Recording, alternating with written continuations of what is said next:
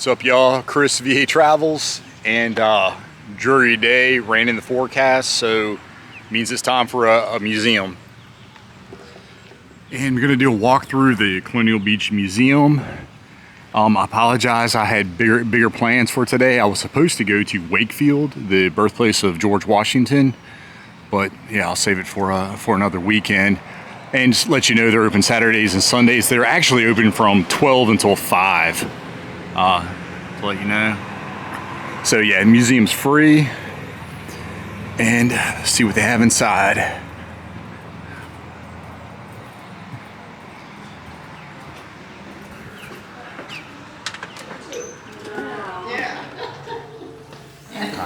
All right. And over here, this thing called a Morris chair, and it's a precursor to the Lazy Boy. You see you can adjust back there to recline. And some of the markers here, some of the hot spots in Westmoreland. And okay, so these are a lot of old casinos that used to be here in town. The Reno was a big one. There was one called the Monte Carlo. There's the Little Reno. And what it was, the Potomac River is actually Maryland.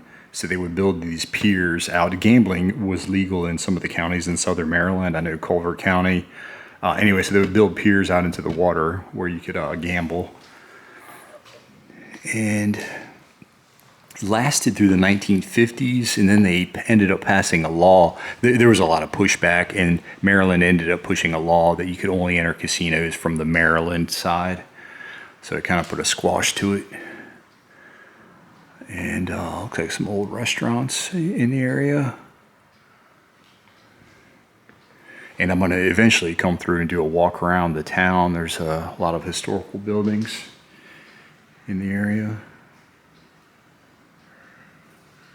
Yeah, and this building that we're in was built in 1890 by this guy, William Billingsley. 1892, it was actually completed.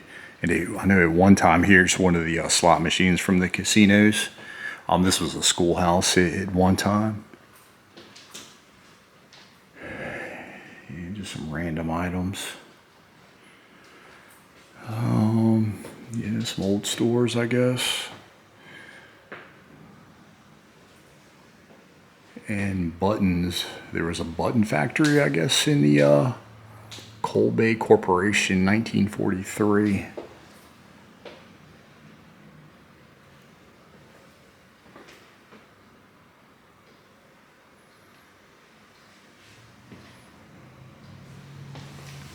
I don't know what that is. Some sort of surveying equipment. Oh, First Transit. I don't know what that is.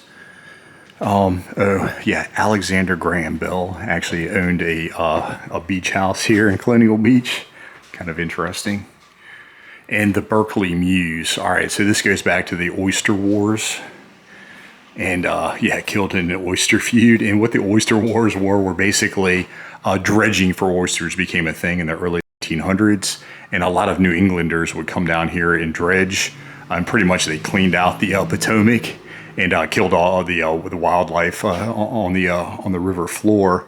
So they passed a law that you couldn't dredge, but people would still come out at nighttime, dredge, and they were constantly being chased off by authorities. There were many skirmishes.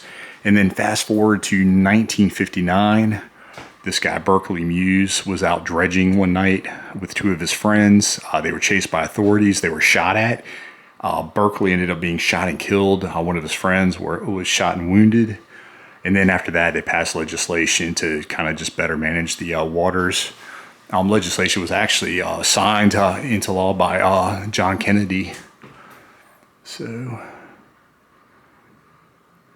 some drama here, Colonial Beach. And the 1890s, what really put this place on the map, it became a hot vacation area. These paddle steamers would take people from DC down here to Colonial Beach to vacation, and some local fishermen.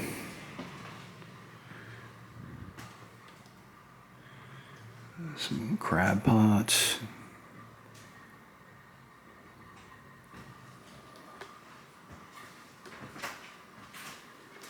Old life jacket. A mermaid with wings. Pretty crazy.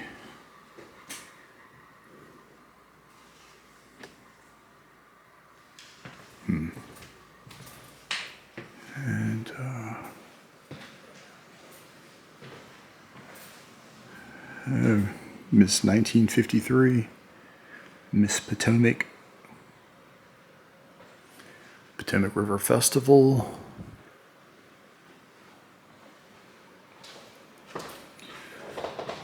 An aerial of the beach. And I think the main part of the beach, I'm not that familiar with Colonial Beach, but I can tell you if you go down here, there's some pretty good restaurants.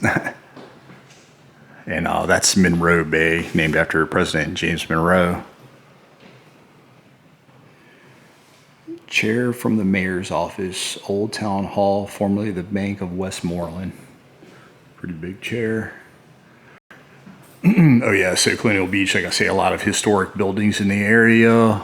Bluff Point, I've heard of that. There's the Bell House, Alexander Graham Bell's beach house. I think it might be a bed and breakfast now, at least it was at one time.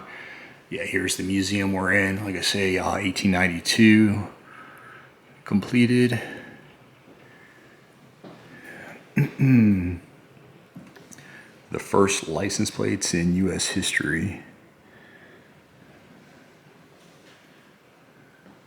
The police town of Colonial Beach.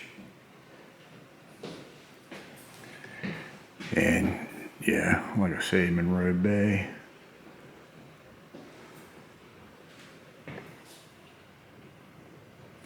Yeah, this was nicknamed the playground of the Potomac. Like I say, its heyday was the late 1800s. Like a lot of people would vacation, they would come down river from D.C. And then 1850s when gambling was a thing.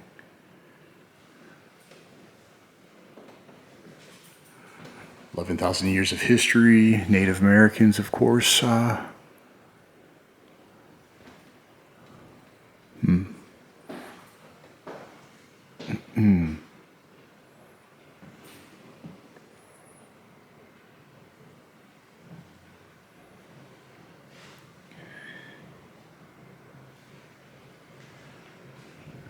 Bowling alley from 1933. The Mayfair Theater. Fistful of Dollars. Bride of Dracula.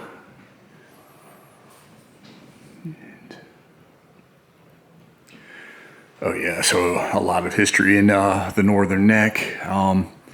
Stratford Hall, Robert E. Lee's birthplace, not too far away. Like I say, Wakefield, George Washington's birthplace, not far. James Monroe's birthplace, just about 5 miles away.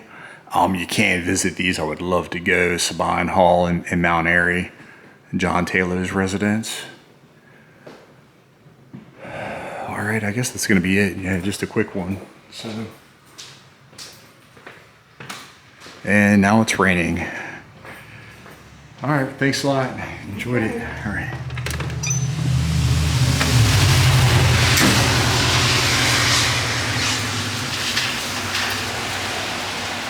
All right, so that was it.